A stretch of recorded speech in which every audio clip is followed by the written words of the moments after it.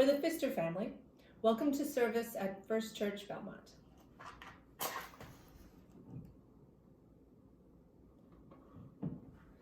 Please join us in saying, Life is a gift for which we are grateful. We gather in community to celebrate the glories and the mysteries of this great gift. Welcome everyone to worship with First Church. I am so grateful you are here. Welcome to a very special service as we celebrate and remember people who have shaped us. We will be doing this a few times this summer, hearing from members of the church. And this week, I am so grateful that we'll be hearing from Eloise Maga and Fran Yuan. Eloise is wonderful, and as many of you know, she has served the church in so many ways in the last many years. Right now, she is the chair of the Committee on Ministry, which is currently hosting a series of listening circles, hearing from you all about your experience of the church at this moment. She's a brilliant leader, and I am so grateful for all she brings to our community. And we will also be hearing from Fran Yuan, who is just now coming on as one of the co-chairs of our Social Action Committee. She brings a deep commitment to social justice as well as a powerful organizing spirit. She has also worked with Belmont Against Racism and has helped lead and organize Belmont Pride. I'm so grateful to work alongside her and the rest of the Social Action Committee as we deepen and expand this vital part of our ministry and purpose, especially now in this unprecedented moment we are experiencing. I'm especially heartened by the Supreme Court decision this week supporting and safeguarding the rights of all people. In honor of that decision, I wanted to begin with this prayer, a prayer for Transgender Day of Visibility. Blessed are the trailblazers who brought us this far and are still trailblazing, still celebrating. Blessed are the drag queens and kings who remind us not to take life so seriously. Blessed are the gender benders, non-binary, gender fluid, and third gender folk who challenge us to reframe our gender paradigm. Blessed are the young ones who present fearlessly from the start. Blessed are their parents who make space for freedom and love their children fiercely. Blessed are the siblings and relatives who educate, support, and love us as we are. Blessed are the genderqueer youth who are struggling and persist. Blessed are the 90-year-olds just coming out and those who have been out for decades. Blessed are those who live lives who were cut too short. May their stories live on through us. Blessed are the survivors. May they keep on living. Blessed are the allies, learning to be accomplices. Blessed are those gathered here today, witnessing, learning, celebrating. May we all commit to continue showing up and fighting for justice. So welcome. I am so grateful you are here. Let us worship together.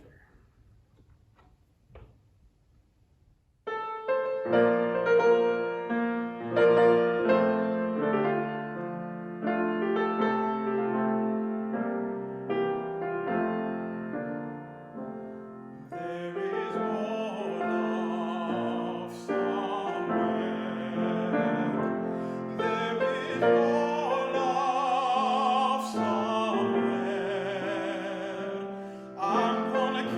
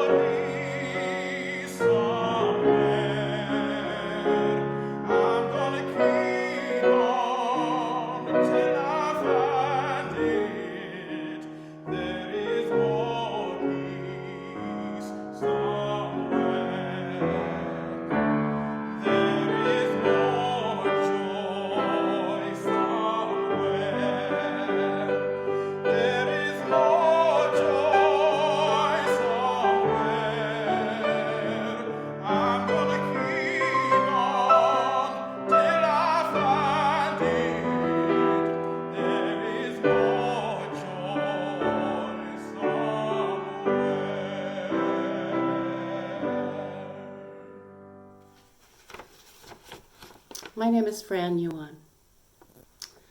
My dad is one person who has had a strong impact on who I am today. He spent most of his life in the service of others and building connections. At his ripe age of 98, too many of his connections are now gone. As an immigrant and someone who lost his parents by the time he was 5, he always talked to us about the importance of home. He not only built an amazing home life for us, but an extended family of countless friends and their families. As a neurosurgeon, he showed his great capacity for caring for others, always lending a sympathetic ear and striving to explain things in ways that his patients and their families could understand. He was called upon by many of his friends, and our friends as well, for medical advice and consultations, and was always willing to lend a hand. He was a humble person in his professional role, and remarkably never complained about his work. He always relished the opportunity to be working and contributing. As a semi-retired person in his 70s, my dad went on medical missions to China, Ghana, and Israel, volunteering at Gaza and the West Bank. He is a Christian himself and found the interplay of religion in Israel both fascinating and troubling. My dad has always been an amazingly curious person. As an immigrant, he learned things along with his children. He took us on many camping trips as a family and to Red Sox games. We are all avid fans. He learned to ski, play tennis with us, and always had a deep appreciation for how privileged he became, despite coming to the U.S. with money borrowed from his uncle. He always advised us to travel, to see the world and what other cultures were like. At the age of 90, he went to a retirement program at Oxford, something he'd always dreamed of doing. My dad didn't just think about things, he made them happen. And like him, I'm a doer. My dad's incredibly philosophical and shares his deep thinking about life's questions freely. We haven't always agreed politically, but as I've aged, I've found it easier to have open conversations with him about things. The essence of his belief system, though, is that human interactions are the vital core of our lives. And the desire to take action when he sees a need is very much what spurs me on in my own life. He was an activist in his own way, mostly within his Chinese community, but the way he constructed his life is a blueprint for so many things in my own life I've found. It's incredibly heartening to see so many others taking action at this moment in time, in the spirit of what I learned in his home.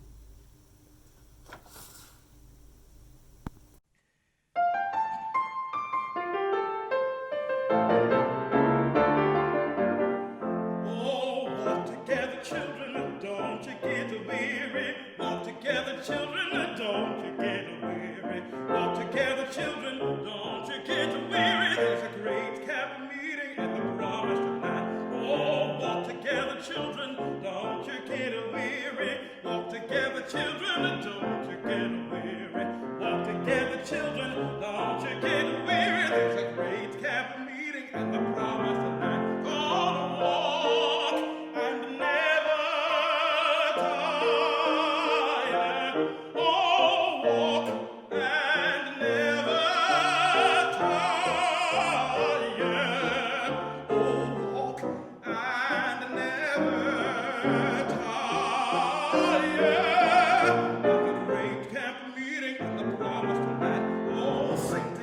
Children, don't you get weary. Sing together, children, don't you get weary. Sing together, children, don't you get weary. There's a great camp meeting and the promise tonight. Gonna sing and never tire. Oh, sing and never tire. Oh, sing and never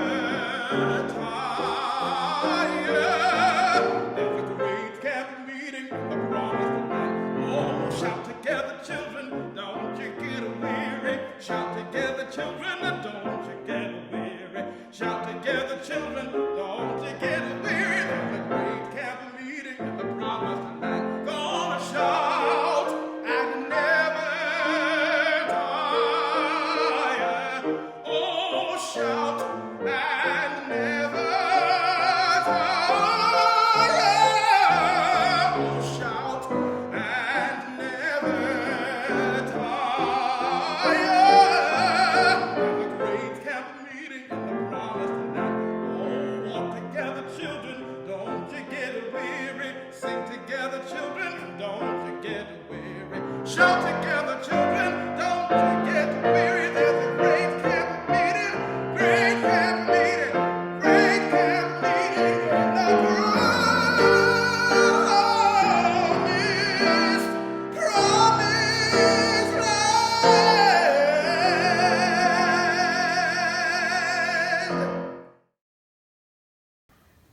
name is Eloise Maga, and this morning I'd like to speak to you about 4 people.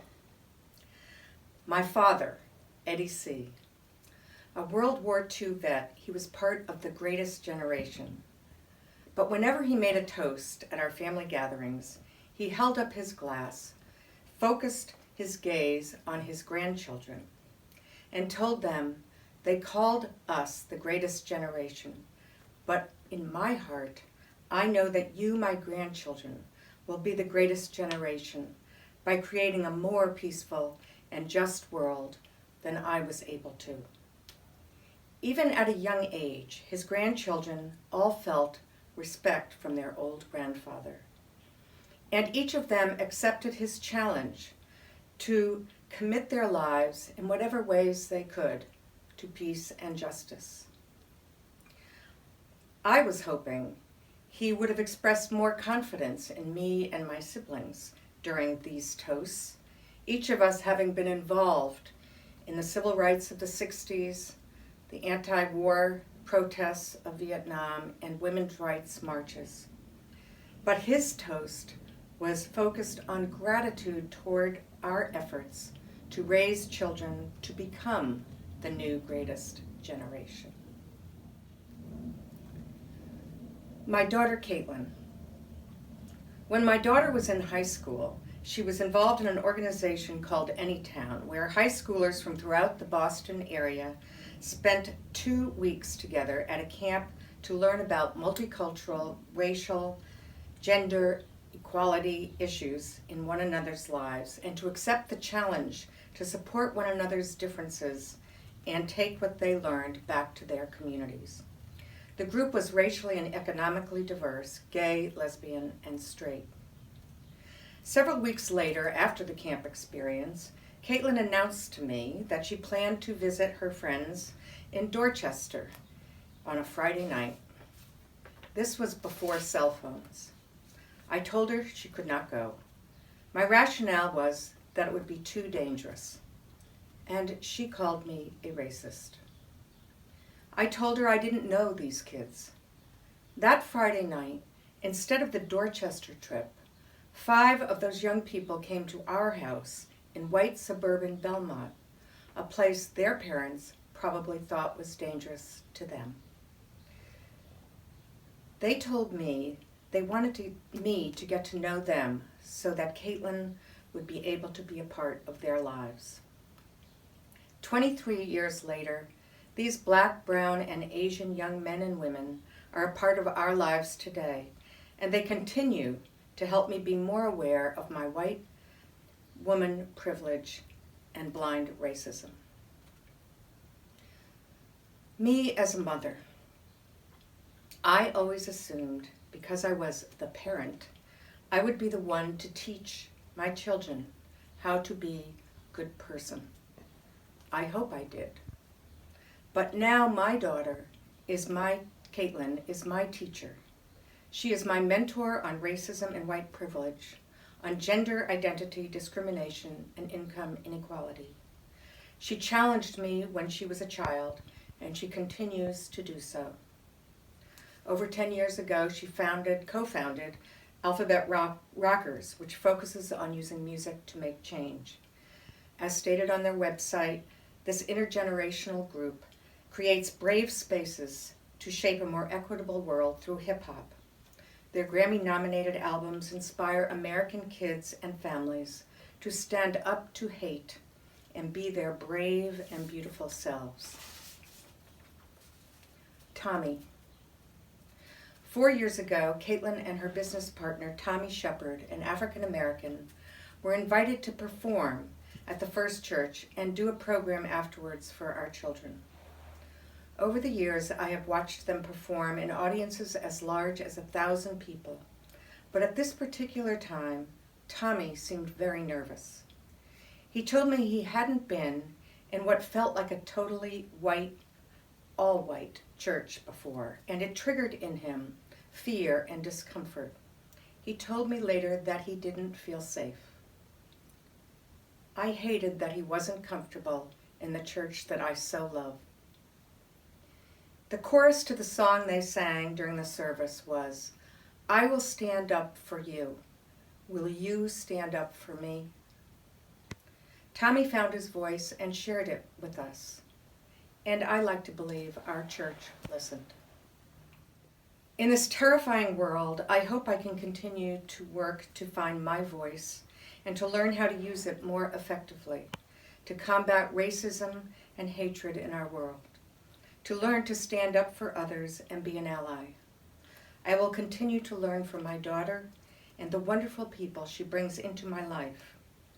But I also learned from my father, Eddie, that we should have faith and hope in our children and grandchildren, who in so many wonderful ways are challenging us. And if my father were alive today, he would look at the young people of our First Church community, along with all who have bravely been peacefully protesting against racism and inequality in towns and cities around our country. And he would say, and I would join him in saying, they will truly be the next greatest generation.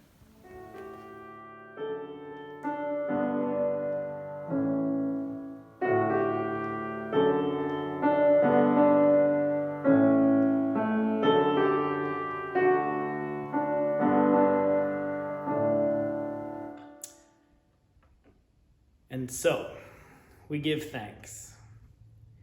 We give thanks for medical missions to China, Ghana, Israel, for new immigrant fathers learning to ski, play tennis, and camp, learning a whole new way of life and being alongside his children. We give thanks for human interactions being the vital center of our lives. We give thanks for the greatest generation being our grandchildren, knowing their potential to create a more just and loving world. For our children becoming our teachers, challenging us and helping us grow. We give thanks for all that helps us stand up to hate and be our brave and beautiful selves. For all those who have shaped us, our fathers and our mothers, beloved guides in all shapes and sizes and kinds. We give thanks for these lives with which we are so deeply blessed, for this very day, for all that is possible. So much love to you all, and amen.